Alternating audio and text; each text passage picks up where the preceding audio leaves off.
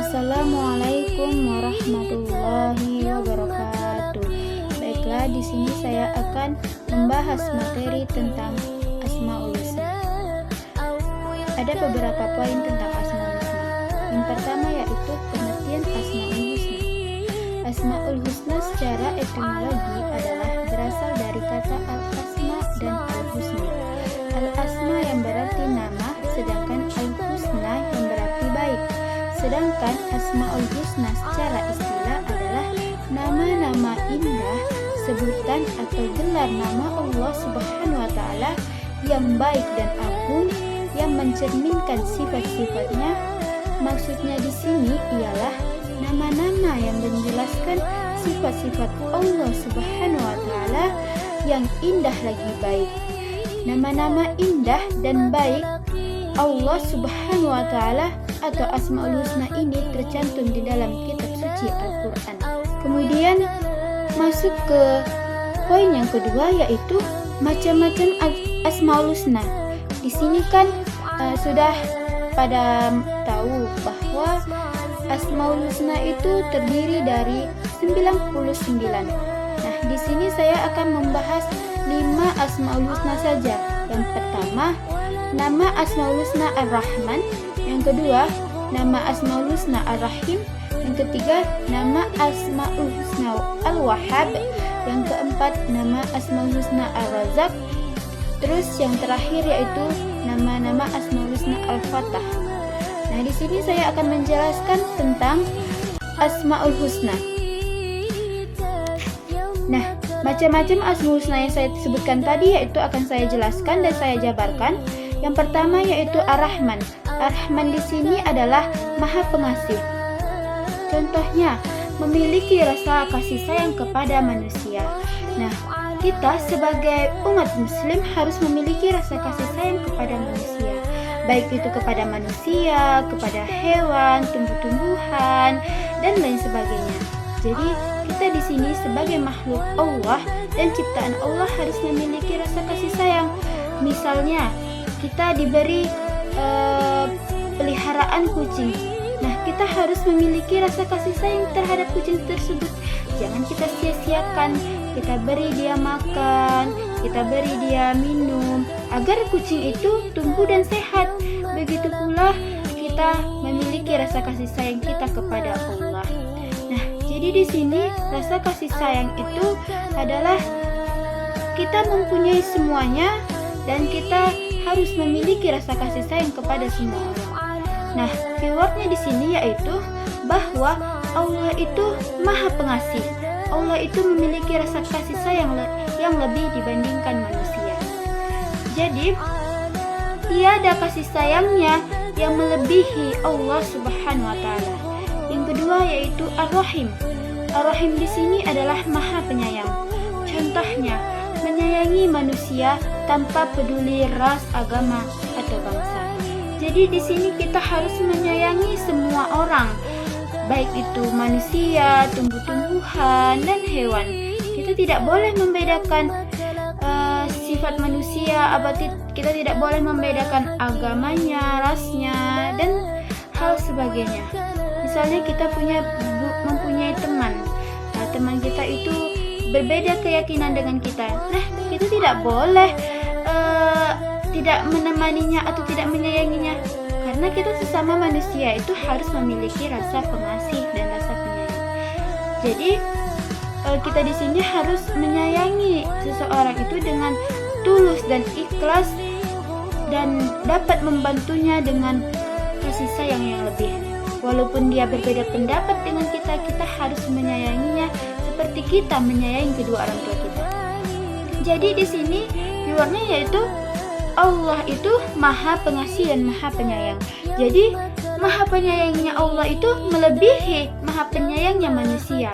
Jadi tidak tertanding Maha Penyayang Allah itu dibanding manusia yang lain.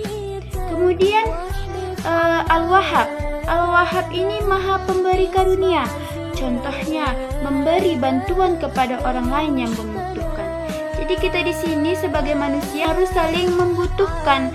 Misalnya ada teman kita yang membutuhkan kita, saat dia mengalami masalah. Kita membutuhkan misalnya dalam perkuliahan, misalnya teman kita tidak mempunyai buku atau ketinggalan bukunya atau gimana, kita harus bisa menolongnya, dan kita di sini sebagai manusia harus saling membutuhkan. Kemudian masih banyak lagi contoh yang lain. Misalnya Maha Pemberi Karunia ini ada seorang sepasang kekasih, yaitu sudah 10 tahun lamanya ia menikah, tetapi dia belum juga memiliki keturunan, dan dia pun tetap sabar dan tabah atas masalah dan dalam hidupnya yang diberikan oleh Allah. Dia tetap sabar walaupun tidak mempunyai anak. Walaupun udah 10 tahun lamanya dia tidak memiliki, gimana itu rasanya mempunyai buah hati, tapi dia tetap sabar. Dan kita harus sabar dalam menerima cobaan itu.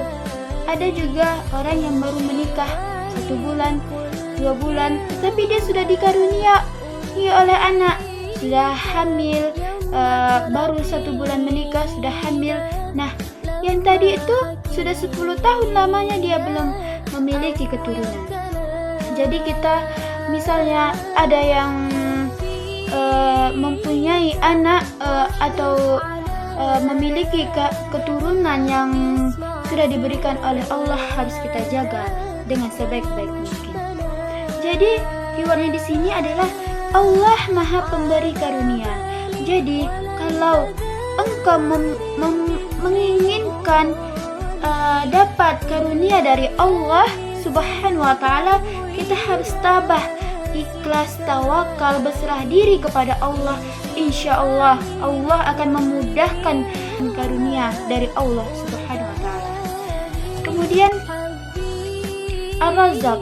Ar-Razzaq di sini adalah Maha memberi rezeki, di mana ada contohnya kita harus mensyukuri rezeki yang diberikan oleh Allah Subhanahu wa Ta'ala, maupun itu banyak atau sedikit. Jadi kita di sini harus mensyukuri rezeki yang diberikan oleh Allah Subhanahu wa Ta'ala.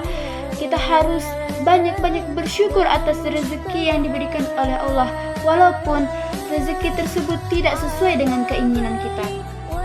Misalnya turunnya hujan, itu adalah suatu rezeki yang diberikan oleh Allah kepada kita. Kita harus berterima kasih kepada Allah telah diturunkan hujan. Dengan turunnya air hujan, tumbuh-tumbuhan kita, padi, sayur-sayuran kita dapat tumbuh dengan segar dan dapat kita panen dengan maksimal. Jadi Allah itu adalah Maha Pemberi rezeki. Janganlah sesekali engkau mengeluh atas rezeki yang diberikan oleh Allah, karena Allah sudah tahu rezeki mana yang harus kita dapat, dan Allah telah mengatur porsinya. Setiap manusia dapat rezeki tersebut. Karena walaupun kita berjualan di pinggir jalan, itu kan banyak sekali itu orang-orang yang berjualan di sana. Kita jangan takut kalah saing, karena Allah telah memberikan rezekinya tersendiri, karena Allah telah memberikan porsinya masing-masing kepada umat manusia. Yang terakhir yaitu Al-Fatah. Al-Fatah di sini adalah Maha Pembuka rahmat. Contohnya memiliki kecerdasan atau kepintaran.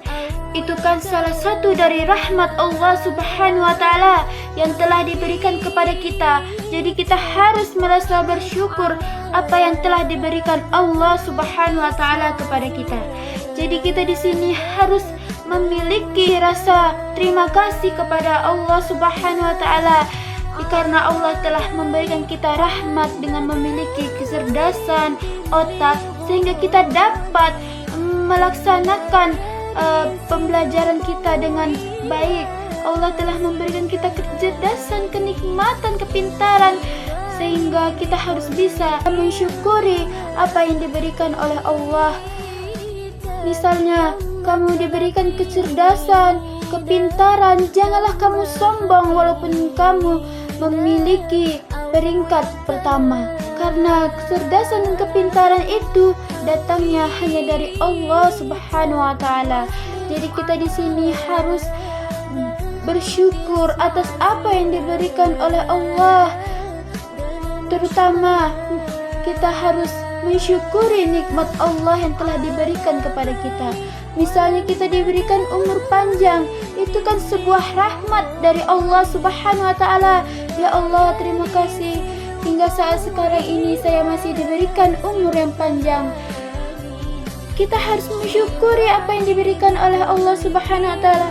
Banyak orang-orang di sana ingin memiliki umur yang panjang, tapi dia sudah tidak lagi diberikan Allah umur yang panjang.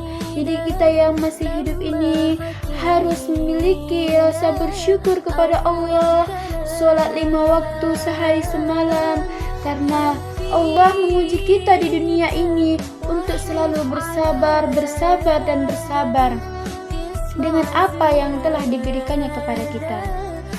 Jadi kita harus merasa bersyukur, merasa sabar, merasa ikhlas apa yang telah diberikan oleh Allah Subhanahu wa taala. Kita diberikan rezeki yang berlimpah kepada Allah, itu sama seperti rahmat yang telah diberikan oleh Allah Subhanahu wa taala. Jadi kita di sini harus pandai-pandai berbuat baik kepada orang lain dan harus bersyukur apa yang telah diberikan oleh Allah Subhanahu wa taala.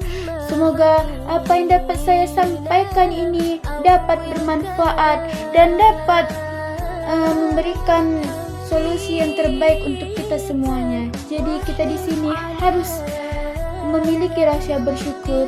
Jadi keyword dalam Al-Fatihah di sini yaitu bahwa Allah pembuka rahmat. Tidak ada manusia yang bisa membuka rahmat kita kecuali Allah Subhanahu wa taala. Baiklah, semoga materi yang dapat saya sampaikan ini dapat bermanfaat bagi kita semua. Saya akhiri dengan wassalamualaikum warahmatullahi wabarakatuh.